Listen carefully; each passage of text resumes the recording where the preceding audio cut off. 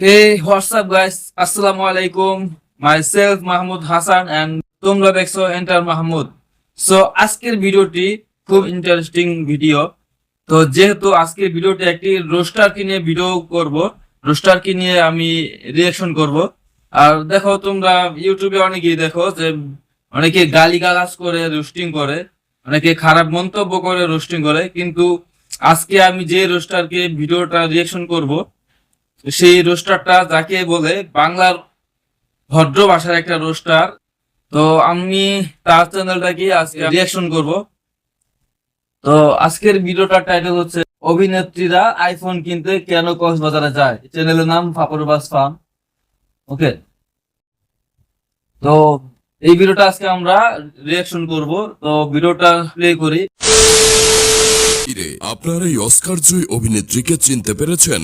ওনার বাপ মায়ের দেওয়ার নাম না জানলেও ওনাকে যে বাংলার সানি লিওন বলা হয় সেটা নিশ্চয় জানেন। ওনার পরিহিত কাপড়গুলো দেখলে কাপড়গুলোর জন্য আমার খুব মায়া হয়। মনে হয় কাপড়গুলো খুবই কষ্টে এই অভিনেত্রীর যৌবন আটকে রেখেছে। যে কোনো সময় এই অভিনেত্রীর যৌবন কাপড় ছেড়ে বের হয়ে আসতে পারে। এই অভিনেত্রী নিজেকে আবার এক্সপ্রেশন কুইন দাবি করেন, অথচ ওনার এক্সপ্রেশন দেখলে মনে হয় উনি দুষ্ট ছবির নায়িকা ড্যানি ড্যানিয়েলস কিংবা অ্যালেক্স স্টার এর বাংলা ভার্সন। কয়েকদিন আগে দেখলাম এই অভিনেত্রী আইফোন 16 প্রো ম্যাক্স কিনতে কক্সবাজারে গেছেন। এই কথাটা অভিনেত্রী নিজের মুখেই বলেছে। বুঝলাম না গাইস, আইফোনে কক্সবাজারে আবার আইফোন কেমনে যায়? কিছু গাবলা আছে নাকি? এখন সমস্যা হলো অভিনেত্রী মুখে মাস্ক পরা থাকলেও মানুষ ওনাকে চিনে ফেলছে, যার জন্য ওনার কাজ করতে একটু সমস্যা হচ্ছে। অস্কার জয়ী অভিনেত্রী আপাতত নরমাল একটা আবাসিক হোটেলেই উঠেছে, যাতে ধনী গরিব সব। আচ্ছা, বুঝলাম না এইসব মানুষ যে এরকম ভিডিও কন্টেন্ট তৈরি করে, মানে এই যে এইসব মেয়েদেরকে আমি বলি, এরা যে এরকম ভিডিও তৈরি করে এদেরকে কে করে, কারা? আমার একটু কমেন্ট করে জানান তো।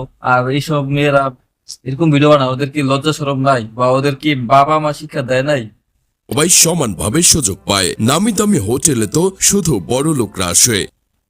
আমার তো বোন আছে, দুইটা বোন আছে, বাইরে বোরকা ছাড়া বের হয় না, কিন্তু ওরা পারে কেমনে ভাই এইসব করতে? ওদের কি লজ্জাবোধ নাই? অভিনেত্রী চান না গরিবরা এই সুযোগ থেকে বঞ্চিত হোক, কিন্তু আমি একটা জিনিস বুঝলাম না, আইফোন কেনার সাথে এই অভিনেত্রীর কক্সবাজারে যাওয়ার কি সম্পর্ক? কক্সবাজার সেটা তো আমারও প্রশ্ন, আইফোনের সাথে কক্সবাজার যাওয়ার কি সম্পর্ক? আমার মাথায় ঢুকে না। আচ্ছা যাই হোক, ভিডিওটা দেখলে বুঝতে পারবো। কি সমুদ্রের পানির সাথে আইফোন ভেসে আসে? বাজারে আইফোনের নতুন মডেল বের হলেই মাইয়ারা আইফোন কিনতে কক্সবাজার চলে যায়, তারপর কক্সবাজার থেকে আইফোন নিয়ে বাড়ি ফেরে। আর পোলারা কক্সবাজার গেলে শুটকি কিনে বাড়ি ফেরে। এই দিন কথাটা আমার কাছে খুবই ভালো লাগছে। মেয়েরা গেলে আইফোন পাই, আমরা গেলে শুটকি পাই। কই আইফোন কই শুটকি, সেই।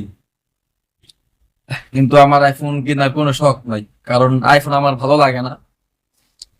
সো আপনাদের ভালোবাসা যদি থাকে তাহলে আমি স্যামসাং এর সবচেয়ে বড় মডেলেরটাই, সবচেয়ে আপডেট মডেলেরটাই আমি কিনবো, যদি আল্লাহ আপনাদের ভালোবাসায় আর আল্লাহর রহমতে যদি আমি পাই।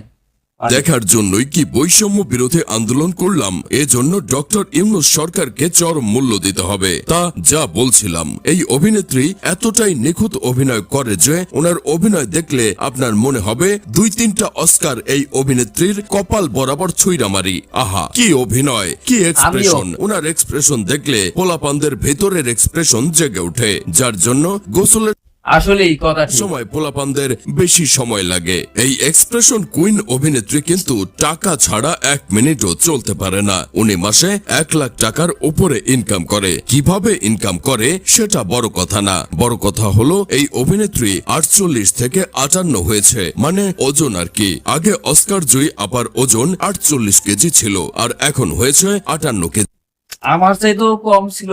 জি, এখন অনেকেই হয়তো বলবে ওজন বাড়লো কিভাবে? দেখেন ভাই, বিয়ের পর সব মেয়েদের ওজন কম বেশি বাড়ে। যদিও উনি বিয়ে করেন নাই, কিন্তু তাতে কি, বিয়ের পরবর্তী ব্যায়ামগুলো উনি ঠিকই করেছেন। কয়েকদিন সেই লাগছে কথাটা, বিয়ে করো না কিন্তু বিয়ের মতনই বিয়ের পরবর্তী ব্যায়ামগুলো উনি করতেছে। বুঝতে আগে পারছি। একটা অনুষ্ঠানে এই অস্কার জয়ী অভিনেত্রীকে দেখলাম, এক মাইয়া প্রশ্ন করলো, 2 হাত দিয়ে ধরে 2 পা ফাঁক করে এমন ভাবে করে বউয়ের গয়না সহ নড়ে, এই জিনিসটা কি? ধাঁধাটা শুনতে অশ্লীল হলেও ধাঁধার উত্তরটা অশ্লীল না। কিন্তু আমার কথা হলো, একটা মেয়েকে কি এমন ধরনের ধাঁধা জিজ্ঞেস করা যায়? বাংলাদেশে তো অনেক অবশ্যই না, কারণ এইসব ধাঁধা যারা প্রশ্ন করে তাদের মনে ওরকম ঘাবলা আছে, আমি শিওর। ইয়াং অভিনেত্রী আছে, তাদেরকে কি হোস্ট এমন প্রশ্ন করার সাহস পেত? আসলে উনি যে লেভেলের অভিনেত্রী, ওনাকে ঠিক সেই লেভেলের প্রশ্নই করা যায়। এই অনুষ্ঠানে ওনাকে আরো কিছু প্রশ্ন করা হয়েছিল। প্রশ্নগুলো ছিল এমন: মেয়েরা কোন জিনিসকে 2 ইঞ্চি থেকে 6 ইঞ্চি করতে পারে? ফুটোর মাঝে ঢুকিয়ে নাড়াচাড়া করে কখনো লাগে ছি, ছি, কখনো ছি, খুলে। ছি। ভাই, এইবার চিন্তা করে শুনতেও দেখেন, কেমন কোন ঘৃণা লাগে। অনুষ্ঠানে অভিনেত্রী মেহজাবিন কিংবা ফারিনকে এমন প্রশ্ন করলে বিষয়টা কেমন হতো?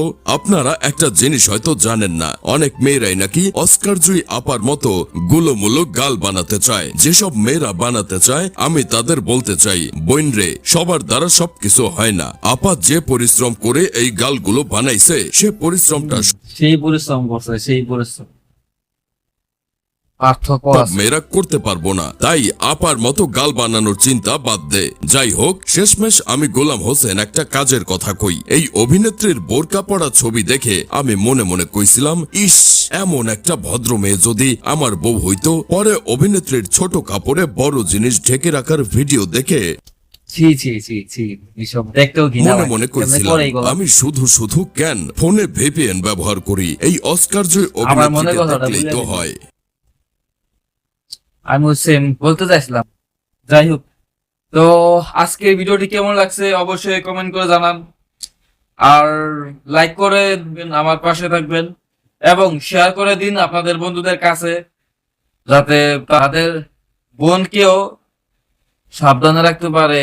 আর হ্যাঁ, সাবস্ক্রাইব করতে কিন্তু ভুলবেন না, পাশে থাকা বেল আইকনটিও বাজায় দিবেন। ওকে, আল্লাহ হাফেজ, টাটা।